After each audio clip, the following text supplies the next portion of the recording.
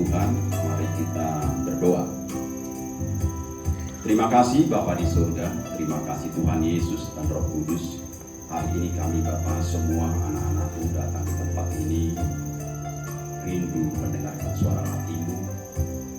Berbicara Engkau terhadap hamba-Mu Tuhan, supaya apa yang hamba-Mu sampaikan adalah suara hati-Mu sendiri Bapa. Urapi kami semua Bapa di surga, dan damai sejahtera Allah Bapa di surga yang menyertai hati kami semua yang ada di tempat ini.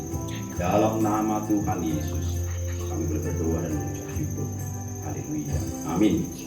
Firman Tuhan hari ini kita ambil dari Yohanes 5 ayat 1 sampai dengan ayat 9. Yang silakan dibuka Alkitabnya masing-masing.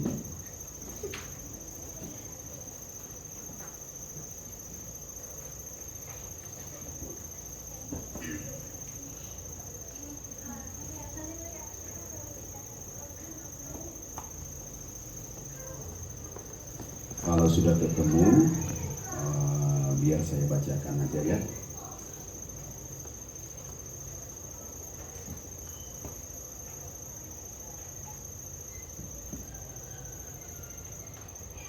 Oke, Nora sudah ketemu.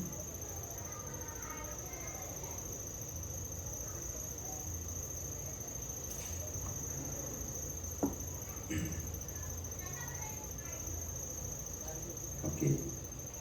Penyembuhan pada hari Sabat di kolam Bethesda. Sesudah itu ada hari raya orang Yahudi dan Yesus berangkat ke Yerusalem. Di Yerusalem dekat pintu gerbang domba ada sebuah kolam yang dalam bahasa Ibrani disebut Bethesda. Ada 5 serambinya. Dan di serambi-serambi itu berbaring sejumlah besar orang sakit, orang-orang buta, orang-orang timpang, dan orang-orang lumpuh yang menantikan goncangan air kolam itu. Sebab sewaktu-waktu turun malaikat Tuhan ke kolam itu dan menggoncangkan air itu, barang siapa yang terdahulu masuk ke dalamnya sesudah goncangan air itu menjadi sembuh apapun juga penyakitnya. Di situ ada seorang yang sudah 38 tahun lamanya sakit. Ketika Yesus melihat orang itu berbaring di situ, dan karena ia tahu bahwa ia telah lama dalam keadaan itu, berkatalah ia kepadanya, "Maukah engkau sembuh?" Jawab orang sakit itu kepadanya, "Tuhan, tidak ada orang yang menurunkan aku ke dalam kolam itu apabila airnya mulai goncang. Dan sementara aku menuju ke kolam itu, orang lain sudah turun mendahului aku." Kata Yesus kepadanya, "Bangunlah, angkatlah tilammu dan berjalanlah." Dan pada saat itu juga sembuhlah orang itu. Lalu ia mengangkat tilamnya dan berjalan. Tetapi hari itu hari Sabat. Demikian firman Tuhan. Jadi firman Tuhan hari ini meneguhkan kita dari tentang orang sakit. Di sini bicarakan tentang penyembuhan ya. Di ayat 2 dikatakan pintu gerbang domba ada sebuah kolam. Ini sebenarnya menggambarkan tentang suatu tempat yang dikhususkan Tuhan. Karena apa? Jauh sebelum Tuhan Yesus datang ke dunia, firman yang jadi manusia, kolam ini sudah ada. Karena apa? Dari mana kita tahu kolam ini sudah ada? Karena dibilang orang itu 38 tahun menunggu. Yesus melayani pada saat umur 30 tahun. Jadi kolam ini sudah ada. Dan dari surga, Tuhan Yesus sudah melihat orang yang 38 tahun ini menunggu-nunggu. Yesus sudah melihat dia. Dan apa dibilang di sini? Dan di serambi-serambi itu berbaring sejumlah besar orang sakit, orang buta, orang timpang, orang lumpuh yang menantikan goncangan air. Ini juga menggambarkan adalah kita yang punya berbagai-bagai macam pergumulan datang ke tempat yang memang Tuhan tunjukkan kita datang ke situ. Sayangnya banyak orang yang di dalam kehidupan sehari-hari bukan datang kepada Tuhan. Datang kepada siapa mereka? Datang kepada paranormal misalnya. Datang kepada, kalau di sini bahasanya ahli-ahli nujum atau apapun itu. Dan penasihat rohani, penasihat spiritual katanya. Banyak sekali terjadi bukan hanya orang-orang dunia, tapi orang-orang Tuhan yang tahu, anak-anak Tuhan yang tahu tentang firman Tuhan juga lari ke sana. Celaka ya, sangat celaka. Firman Tuhan berkata seperti itu. Orang-orang ini, tapi orang-orang yang di Alkitab ini meresponnya dengan bagus. Dia datang ke tempat yang memang Tuhan sudah tahu bahwa di situ ada kuasa. Ada kuasa pada saat memang nanti Tuhan datang gitu ya. Sebab sewaktu-waktu turun malaikat Tuhan ke kolam itu dan menggoncangkan air itu, barang siapa yang terdahulu masuk ke dalamnya, sesudah goncangan air itu menjadi sembuh apapun penyakitnya. Itu artinya apa? Respon. Saat saudara dan saya merespon Tuhan dengan baik, saat kuasa itu, saat firman itu kita respon dengan baik, apapun persoalan kehidupan saudara dan saya, maka Tuhan akan melepaskan, meluputkan, memberi kelegaan. Karena dibilang ini sewaktu-waktu, artinya kita harus bersiap. Kita tidak tahu kapan Tuhan, tidak tahu kapan malaikat itu datang. Dia hanya dijelaskan sewaktu-waktu. Nah kalau sewaktu-waktu, kalau saudara dan saya tidak bersiap, bagaimana dapat kuasa itu? Bagaimana dapat kesembuhan tadi? Itu. Jadi di sini perlu kita memberi diri sewaktu-waktu. Ini sebenarnya juga berbicara tentang supaya kita dapat kuasa itu, memberi hubungan yang baik dengan Tuhan, kita punya konektivitas dengan Tuhan ya, supaya kita tahu waktu-waktunya Tuhan datang. Karena orang-orang yang nabi-nabi dalam Alkitab pun bisa merasakan kehadiran Tuhan karena saat mereka terus punya hubungan yang baik dengan Tuhan ya. Di situ ada seorang yang sudah 38 tahun lamanya sakit. 38 tahun ini sebenarnya adalah bisa juga menggambarkan pengharapan, kesetiaan. Bayangin, bisa nggak kita bayangin hidup kita 38 tahun, orang lain sembuh, berganti-ganti orang lain sembuh. Tapi kita nggak udah 38 tahun di sini. Ada nggak di antara kita di sini sudah 38 tahun mengalami pergumulan seperti ini? Kita belum disembuhkan, masih terus kita di atas tilam itu. Sementara orang udah silih berganti pergi. Barangkali mungkin kita kalau tidak dikuasai oleh Tuhan, tidak setia dengan seperti orang ini, mungkin kita bisa menjadi orang yang panas hati. Bahkan kita bisa mengutuki, Tuhan kenapa kau nggak ini? Atau mungkin orang lain kalau sekarang ini, antri dulu, kata orang sekarang. Kalau misalnya kita di KTM-nya, kalau ada yang langsung nyerobot, antri dulu. Tapi orang ini tidak seperti itu. Dia orangnya, digambarkan dia itu setia terus menunggu, mengharap terus. 38 tahun bukanlah waktu yang singkat. 38 tahun itu waktu yang lama. Kalau kita di sekarang ini punya pergumulan selama ini, mampukah kita menjalani hal-hal mungkin belum seperti orang ini? 38 tahun ini ibarat kata dia tidak bisa berbuat apa-apa loh. Tergantung belas kasihan orang lain dia selama 38 tahun ini. Tapi dia punya keinginan yang kuat untuk sembuh. Itulah kita juga sekarang. Kalau ada persoalan kehidupan kita punya keinginan kuat untuk keluar dari masalah itu, tetapi harus datang kepada Tuhan. Orang ini datang kepada Tuhan, bukan datang kepada ahli-ahli nujum, ahli-ahli spiritual lah, atau ke mana lah gitu. Tapi dia datang kepada Tuhan ya. Ketika Yesus melihat orang itu berbaring di situ, dan karena dia tahu katanya. Jadi Yesus pelayanan 30 tahun. Barangkali juga memang Yesus sudah pernah melihat orang ini jauh sebelum memang dia disembuhkan pada hari itu. Karena kalau kita dibaca dari Alkitab, Yesus pada umur 12 tahun sering dibawa oleh orang tuanya ke rumah Tuhan, ke Yerusalem. Jadi Yesus itu pasti juga sudah melihat. Tapi memang jauh sebelum dia di dunia pun, Yesus sudah melihat orang ini pastinya di surga, melihat kesetiaannya untuk menanti-nantikan kesembuhannya dia sendiri. Dan apa dibilang di situ?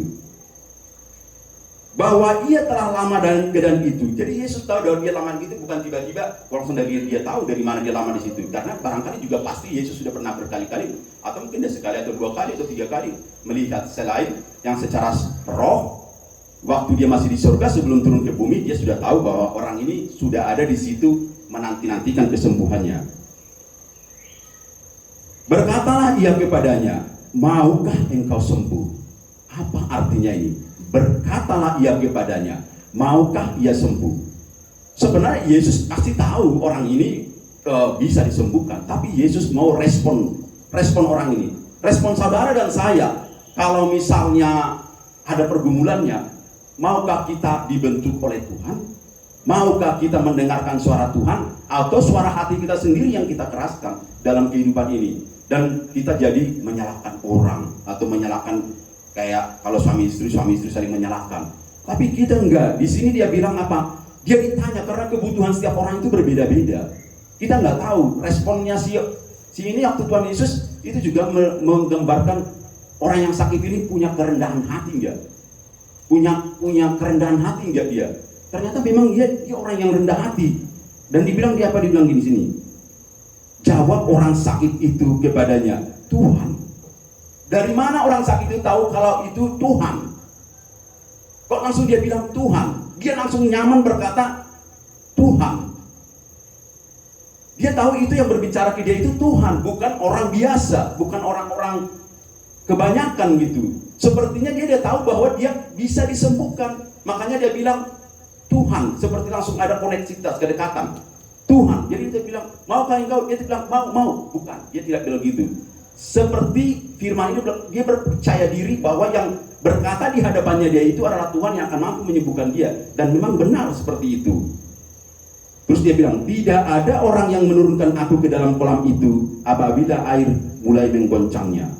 Dan sementara kolam itu mulai menuju ke kolam itu, orang lain sudah terus mendahului. Ini juga sudah gambaran juga sebenarnya ya, bahwa banyak orang yang tadi dibilang didahului, dia didahului. Yang mereka yang mendahului itu siapa? Mereka yang merespon Tuhan dengan baik. Mereka yang menerima janji Tuhan, mereka yang terlebih dahulu meresponi. Yang lain ini lambat merespon, yang di belakang itu lambat. Sebenarnya tapi dia tetap diberkati, tapi lama.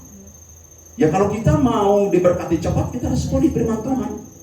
Dan setiap orang kita di sini, saya, Pak Daud, istri saya, Bu Nora, kayak ini semua kita bisa dapat janji Tuhan itu apabila kita meresponi. Tuhan tidak membeda-bedakan siapapun.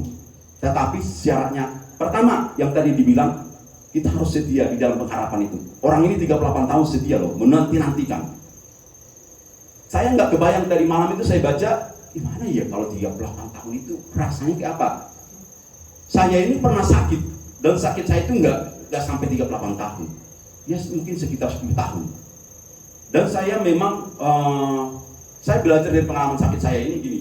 Jadi kalau kita banyak menggunakan pikiran kita, tidak pasrah kepada Tuhan, lama sembuhnya. Kekhawatiran menghimpit kita, kekhawatiran. Gimana saya ini? Terus khawatir. Dan kita akhirnya kayak saya tuh waktu sakit itu nyari ada obat di sana, ada obat apalah macam-macam gitu. Kata ada orang mau bisa sembuh dari mana? Karena masa 10 tahun dan itu pergumulan yang berat. Saya sakit mah akut yang sudah dari mulai tenggorokan ini itu sampai ke anus, maka itu luka semua. Dari mana saya tahu? Karena saya sudah mengalami endoskopi di rumah sakit di RSCM. Saya beberapa kali saya endoskopi dan itu kata dokter ini terjadi sudah hampir lebih dari waktu itu saya umur 23 tahun. Sudah hampir lebih dari 10 tahun Bapak mengalaminya. Jadi sehingga lukanya parah. Tetapi waktu saya di berobat ke RSCM itu nggak langsung sembuh. 2 tahun saya nggak makan obat yang mahal, yang harganya mahal. Saya bilang antibiotik yang paling tinggi nggak sembuh. Akhirnya aduh Tuhan. Efeknya itu saya malah nggak bisa tidur. Sementara saya harus tetap kerja. Tapi setelah saya lama, akhirnya saya memiliki kepasrahan diri. Tiap malam yang saya lakukan pada saat, karena saya 3 hari nggak bisa tidur. Itu kalau sakit, makanya saya bisa bercerita ke orang gini. Kalau Anda sering sakit nggak bisa tidur, coba cek. Pasti di badan saudara itu ada sesuatu yang salah. Entah pikiran atau penyakit. Kalau ada penyakit itu yang antara. Sekarang saya bisa buktikan begitu saya ini nggak nyampe berapa menit saya bisa tidur nyenyak karena memang sudah sembuh. Tapi waktu itu saya ceritakan saat saya sudah tidak kayak sih kok obat ini nggak sembuh, uang saya terus habis, tapi nggak sembuh. Akhirnya saya melakukan apa? Saya selalu berdoa Bapak kami sampai kadang-kadang aku lelah dan akhirnya tertidur karena lelah. Tertidur karena lelah, Bapak kami yang di surga dikuduskan namamu, terus begitu mengulang-ulang terus. Kadang bisa tertidur setengah pagi, kadang sampai pagi nggak tertidur, balik lagi kerja, begitu aja terus. Sampai berat badan saya itu ya gimana ya, kayak nggak enak aja gitu. Tetapi saat saya ke pasangan dan terus berdoa, tiba-tiba setelah 2,5 tahun saya ditelepon oleh dokter-dokter muda yang praktek di RSCM yang dari Universitas Indonesia. Ditelepon, halo Pak Janter, Saya lihat rekod medisnya Pak Janter, udah makan 2,5 tahun obat yang keras ini, tapi kok masih terus Bapak konsultasi. Kalau Bapak bersedia, bisa datang nggak ke Lek Prodia di Salemba? Gratis kok Pak, tanya. Ya saya merasa ya udahlah, namanya juga sakit, saya langsung dites. Dites di situ, dia ambil darah, dia ambil ini, ternyata memang dari situ saya dibilang bahwa Bapak kena bakteri namanya Helicobacter pylori yang menyebabkan, dan Helicobacter pylori ini bisa hidup di asam lambung. Asam lambung kita yang keras itu dia bisa hidup, dan itu kalau dibiarkan kita bisa menjadi kanker lambung. Puji Tuhan, setelah ketahuan diagnosisnya 1 minggu saya langsung dikasih obat yang mahal, obat antibiotiknya. Dites kemudian bakterinya sudah sangat sedikit. Habis itu baru tinggal saya manage dan pengobatan yang harganya lebih murah sampai saya menikah. Dia juga punya kayak permintaan kepada Tuhan saat anak kami yang pertama lahir, suami saya ini tidak akan lagi minum obat, dan itu memang terbukti. Dan saya pun juga setelah Princess lahir sampai hari ini, puji Tuhan, disembuhkan. Jadi ini respon Tuhan ini apa? Memang benar. Kalau kita lari ke yang tempat-tempat lain, bikin kita tambah gelisah. Tapi saat kita lari Tuhan, Tuhan akan menunjukkan. Karena apa? Saat saya setia terus berdoa, Tuhan, tolong Tuhan. Sampai saya punya kepasrahan, Tuhan, jika Engkau memang sudah tidak izinkan saya hidup lagi di muka bumi ini, jangan terlalu lama saya sakit Tuhan. Sampai mengalami hal seperti itu. Tapi Tuhan izinkan. Karunia Tuhan dalam hidup saya, makanya saya sekarang terus berapi-api melayani Tuhan. Di dalam hidup saya sekarang ini, saya tidak pernah mau berkompromi dengan hal-hal yang namanya dosa, dengan perkataan-perkataan yang tidak membangun. Karena saya sudah merasakan pertolongan Tuhan dalam hidup saya sepanjang hidup saya, dan saya meminta memang 100 tahun ke depan bisa menjadi berkat buat teman-teman di kantor, buat anak-anak ini. Dan saya selalu memberikan yang hati Tuhan lah. Saya ingin memberikan hati Tuhan, nggak seperti bapak-bapak yang lain untuk anak-anak, untuk istri saya. Apa yang terbaik yang bisa saya lakukan selagi saya masih hidup di dunia ini. Karena harus seperti itulah kita meresponi firman Tuhan. Saat kita mengalami kebaikan Tuhan dalam hidup kita, kita juga harus menginterpretasikan kepada teman-teman, kepada orang lain. Di kantor selalu seperti itu, saya cerita ke teman-teman, kayak yang sudah berseperti ini beda, ini juga saya cerita. Memang itulah salah satu penginjilan yang harus kita lakukan. Jadi orang sakit, Tuhan, tidak ada orang yang menurunkan aku dalam kolam itu bila dan sementara aku menuju kolam itu, orang lain sudah turun mendahului aku. Kata Yesus kepadanya, bangunlah. Di sini baru dia terima janji itu tanpa harus melakukan apa-apa. Orang ini tidak melakukan apa-apa lagi karena dia sudah percaya, berkata tadi, Tuhan. Dia percaya orang yang akan menyembuhkan dia tidak perlu lagi ke kolam itu lagi, tapi dia hanya perlu Tuhan. Dia cerita ke Tuhan, nggak ada Tuhan yang mau menurunkan aku Tuhan ke kolam itu. Tuhan berbelas kasihan, hati Tuhan berbelas kasihan, sehingga langsung angkatlah tilammu, dan orang itu segera sembuh. Tetapi sebenarnya di ayat 9 ini ada persoalan sebenarnya. Apa persoalannya? Tetapi hari itu adalah hari Sabat.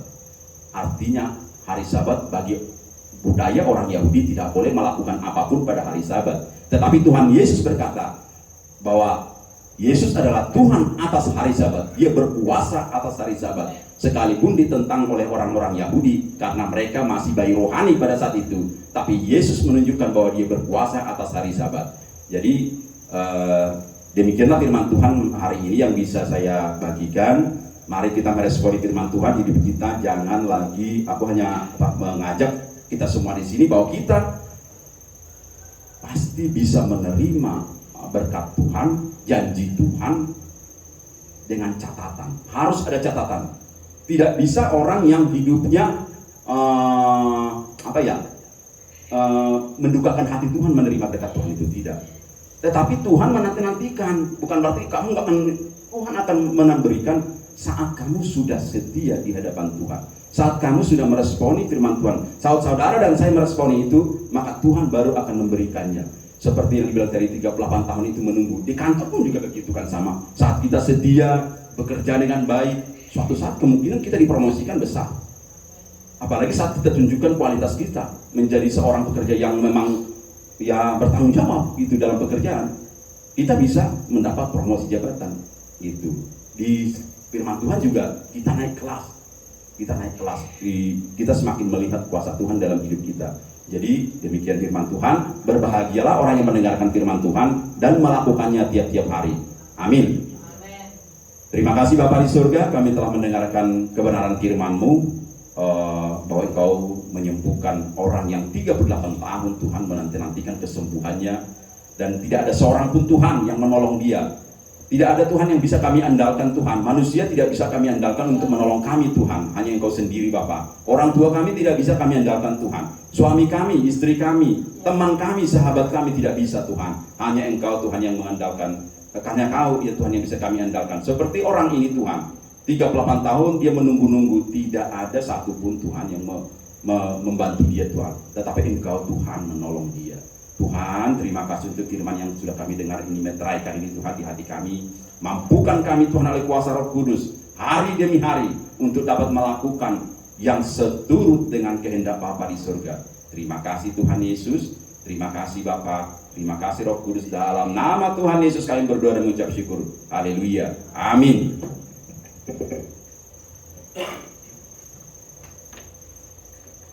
Ya, puji Tuhan, luar biasa firman Tuhan hari ini. Atas nama jemaat dan pengerja bersama Ibu Gembala mengucapkan terima kasih banyak kepada hambanya Bapak Janter Sirait yang hari ini sudah menjadi saluran berkat bagi kita. Diberkatilah setiap aktivitasnya, pribadi, keluarganya, anak-anaknya, istrinya, keluarga besarnya, dan apapun yang diperbuatnya berhasil. Haleluya. Ya, kita akan kembali memberikan persembahan, dan langsung di depan kita kembali angkat pujian, Kita Dipilih.